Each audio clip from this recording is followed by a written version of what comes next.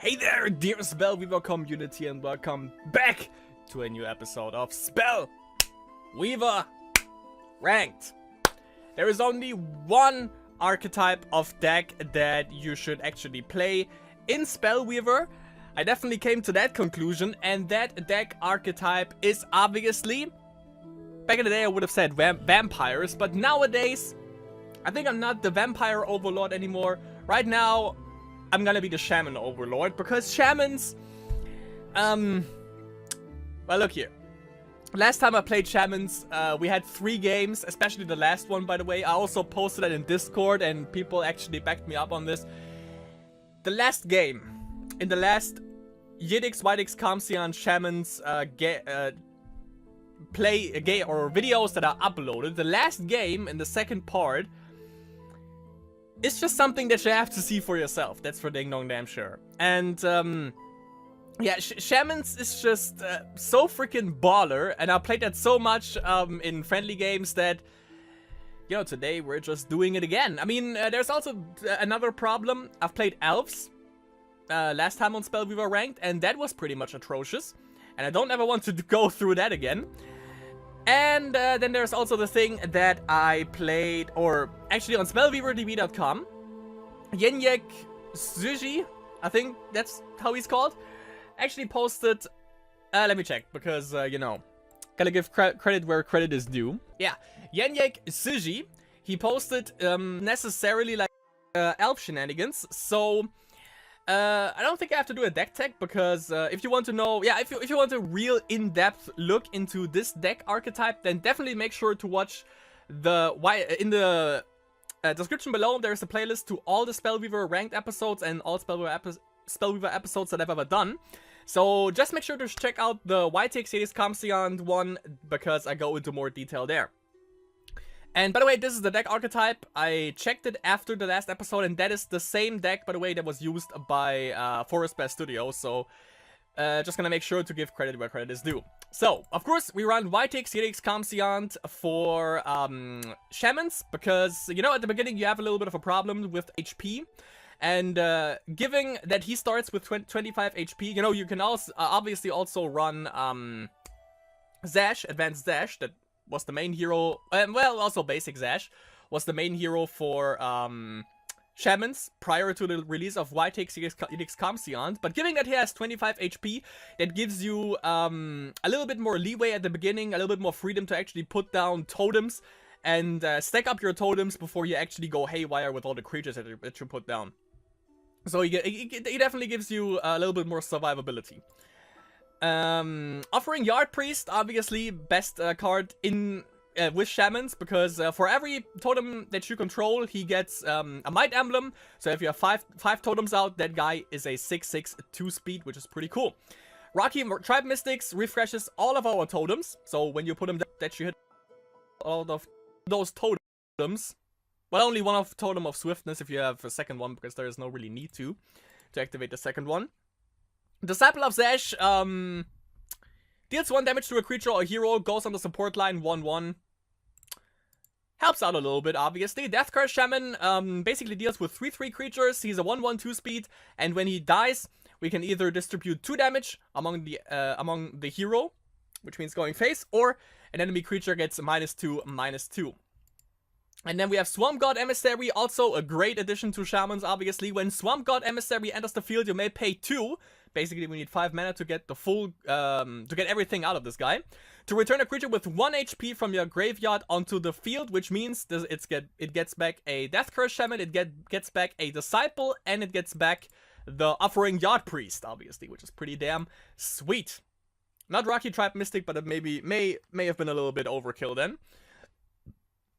As for spells, we have 4 Fireballs, we have 3 Symbol of Fury, and we have 2 Reanimate, just for good measure, Reanimate, obviously, if we don't happen to hit like Swamp God Emissary, and it's actually only 3 mana for that. Also, Fire Blast would be a thing, would be definitely pretty good if we run into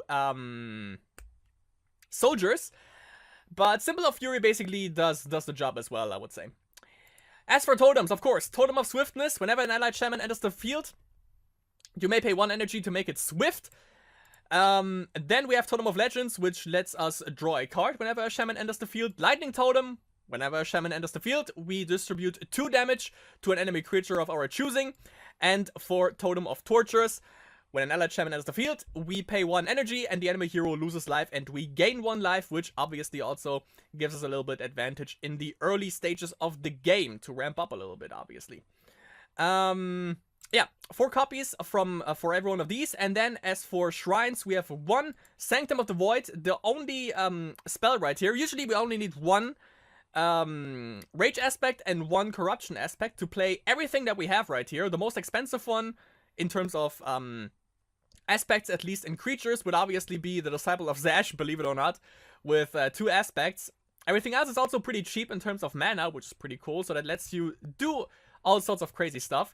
We have 3 Mountain Sanctuaries for good measure, just to make sure that we actually hit it. And the cool thing about Ytix Shamans obviously is that when you use a skill shrine, usually you only get the skill and you get the mana, obviously, but for Ytix Shamans, if you get a hero skill, you also get to draw a card, which is pretty cool. And yeah, Sanctum of the Void, to get back to that, we need only 1 Corruption, 1 Rage aspect, but if you want to use Sanctum of the Void, and it's only 2 mana, by the way, so pretty cheap at that, that's the only reason why we may want to consider going up 1 more Corruption aspect. Usually we don't really need to, though. Mountain Sanctuary, also, we look at the top 4 cards of our deck, and if there is a totem in there, we can choose 1 and put it on the field, and the rest gets shuffled back in the bottom of the deck. Mausoleum of the Damned, if you play a level 1 creature, which is basically everything that we have, aside from Disciple of Zash, an enemy creature gets -1, -1, -1. That in conjunction, by the way, with the Swiftness Totem and a Death Curse Shaman, and yeah, you basically deal with a 4/4 creature threat, which is pretty damn nice. 6 Corruption Shrines, 5 Rage Shrines, and 1 Valley of the Ancients, just in case we happen to miss a DO. Alright, so I think that was as much as in-depth as you can actually go in, maybe a little bit too much, but yeah, if you want more in-depth thing than, more of an in-depth look, definitely make sure to check out the first time I played this. So, we have a rating of 1082 and are ranked at 199. Let's see if we can stabilize and go up, climb up the ladder a little bit further in game, or with the help of game number 1. Game number 1 against Claw. That's not too bad, but it's also not too good, so I'm gonna redraw that. That is cool. Now, well, we don't have any shamans, however, so that sucks a little bit. But at least we can get out 1 totem. Just make sure that we actually get a little bit of shrine diversity going right here. So yeah, no shamans is definitely a bad sign, but I think we can go through this. And this might be corruption control, by the way, so I'm not too stoked on that. Definitely toss the Valley here.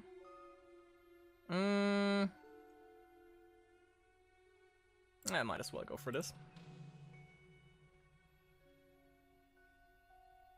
So yeah, 1 shaman, not too bad. Good thing about one turn kill about corruption control, obviously, is that they go for late game, and I mean that's just good for us. Dominion, however,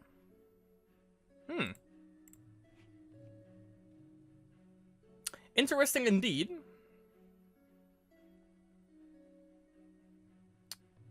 Could go for him.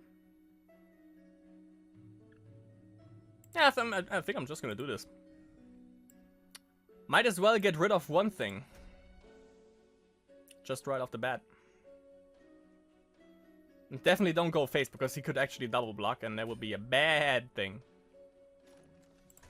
It could be Sacrificial Forces, however, given that it's Corruption Dominion. Maybe. I mean, I played that not recently, but a couple of, well, I mean, 2 months ago, 3 months ago. But I kind of get the feeling that it's out of the meta.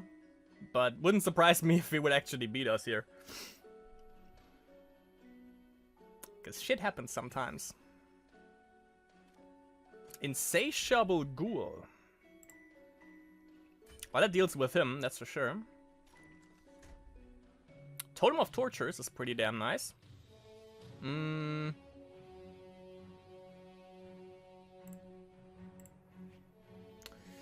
Okay, let's see how we do this. I can't drop down Lightning Totem and Death Curse Shaman. Yeah, the only thing I can do is Totem of Tortures and Death Curse. He absorbs 1 damage. 2 damage go through. That's pretty good in my book. Yeah, that works. Yes, yes. He goes in first. Then him.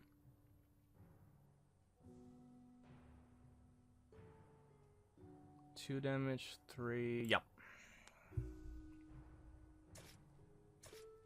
I mean, he couldn't attack anyways, but gotta make sure. Oh no, wait. He could have definitely attacked with the Insatiable Rule since he has a slave gladiator to get back into the deck. So yeah.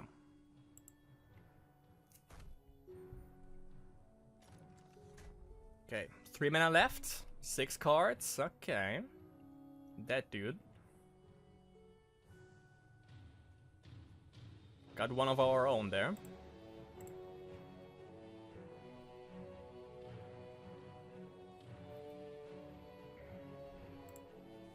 Reanimate would get us back a Death Curse Shaman. That doesn't make too much sense, however. I can play the Death Curse. Get rid of his Death Curse and also kill this in the process. Let's do it. Let's use both, why not?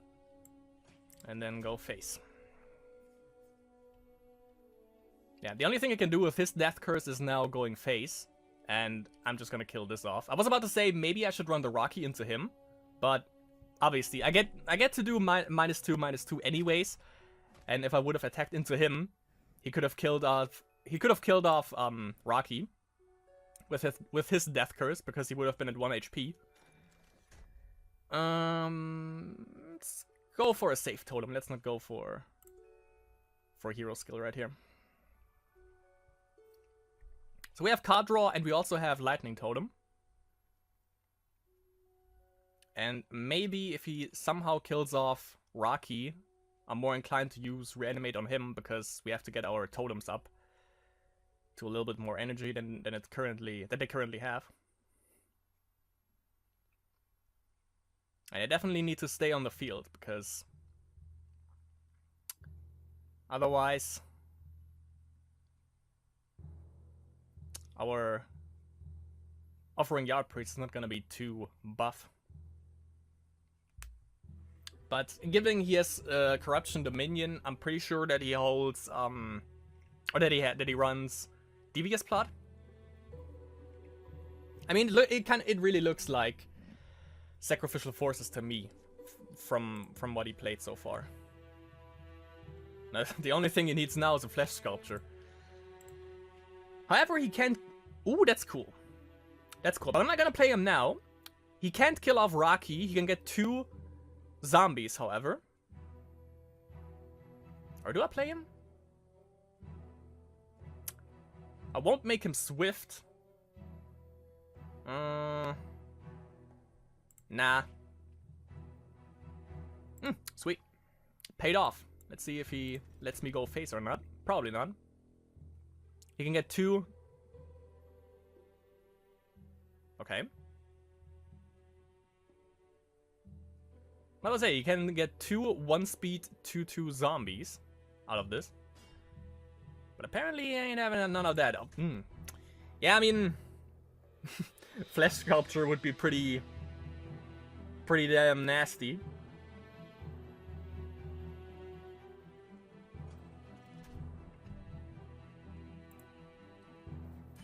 Ghost Face though. There's the oh. Okay.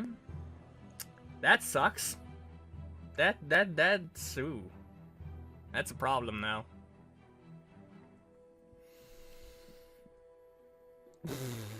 Symbol of Fury would be a good thing now. Killing 2 of these, but he also gets 2 more zombies out of that, obviously. Lightning Totem.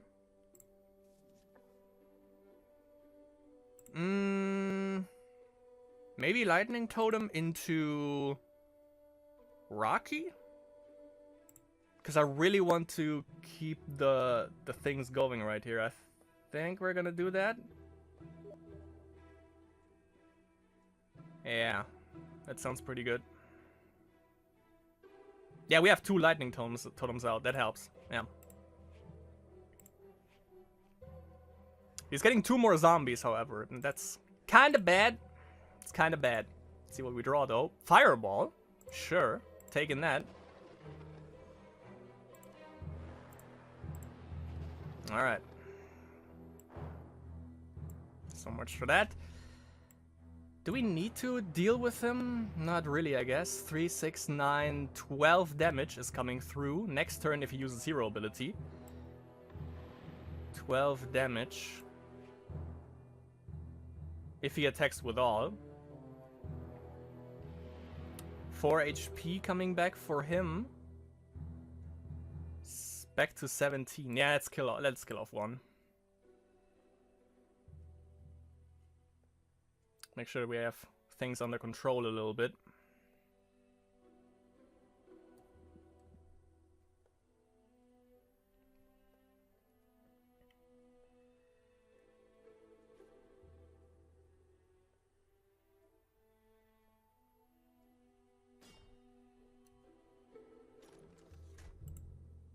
Okay.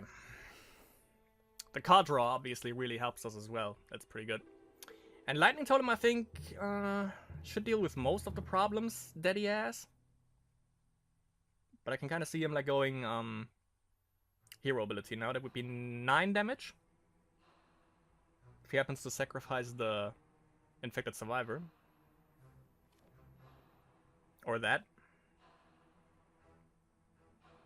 Or that. Would make sense. Would make sense. Because he could have like ran the infected survivor into Rocky and kill him. But okay, 3, 6, 9. Okay, damn, you're fine.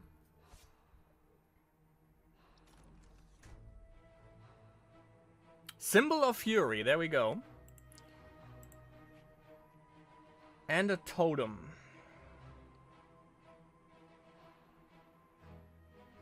Let's use Symbol of Fury first. Yes. That. Okay.